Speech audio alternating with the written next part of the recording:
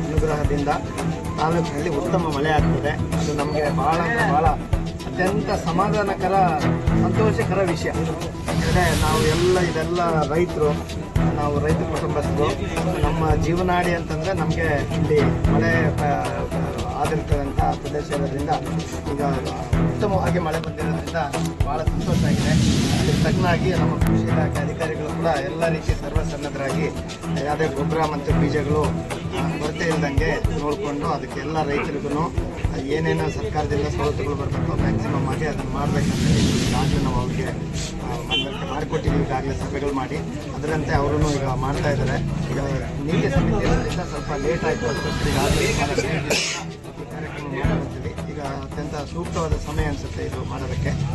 ಎಲ್ಲ ಗೊಬ್ಬರ ಎಲ್ಲ ಬೀಜ ಎಲ್ಲ ಕೊರತೆ ಆಗ್ದಂಗೆ ಎಲ್ಲ ಮಾಡ್ತಾ ಇದ್ದಾರೆ. ಎಲ್ಲರಿಗೂ ಸಿಗೋಂಥ ಕೆಲಸ ಆಗುತ್ತೆ. ಜೊತೆಗೆ ಈಗ ಅವರು ಹೇಳ್ದಂಗೆ DAPಗೆ ಆಲ್ಟರ್ನೇಟ್ ಆಗಿ ಬೇರೆ ಬೇರೆ ಗೊಬ್ಬರಗಳು ಈಗ ಇದೆ, ಅದನ್ನು ಕೂಡ ತಾವು ಪಡಿಸ್ಕೋಬೇಕು. ಮತ್ತು ಈಗ ಇನ್ಶೂರೆನ್ಸು ನನಗೂ ಭಾಳ ಸ್ವಲ್ಪ ಗೊಂದಲ ಇತ್ತು. ಯಾಕೆಂದರೆ ಭಾಳ ಜನ ಹೇಳ್ತಾ ಇದ್ರು ನಾವು ಇನ್ಶೂರೆನ್ಸ್ ಮಾಡ್ತೀವಿ. ಮತ್ತು ಈ ಹುಲಿಕೆರೆ ಭಾಗದಿಂದ ಈ ನಮ್ಮ ಗೊಲ್ರಟ್ಟಿಗಳು ಹಿರೇಕುಂಬ್ಳಗುಂಟೆ ಗೊಲ್ರಟ್ಟಿಗಳಿಂದ ಮತ್ತು ಬೈಲ್ತಂಬರುಗ್ತಿ ಗೊಲ್ರಟ್ಟಿ ಅಲ್ಲೆಲ್ಲ ಇಂದನೂ ಫೋನ್ ಮಾಡ್ತಾಯಿದ್ರು. ಮತ್ತು ಈ ಕಡೆ ನಮ್ಮ ಸಕಲಾಪುರ ತಟ್ಟಿಯಿಂದನೂ ಫೋನ್ ಮಾಡಿದ್ರು. ಭಾಳ ಜನ ರೈತರು ನಮಗೆ ಪರಿಹಾರ ಬಂದಿಲ್ಲ, ಈ ಇನ್ಶೂರೆನ್ಸ್ ಮಾಡಿದ್ವಿ ಅಂತೇಳಿ.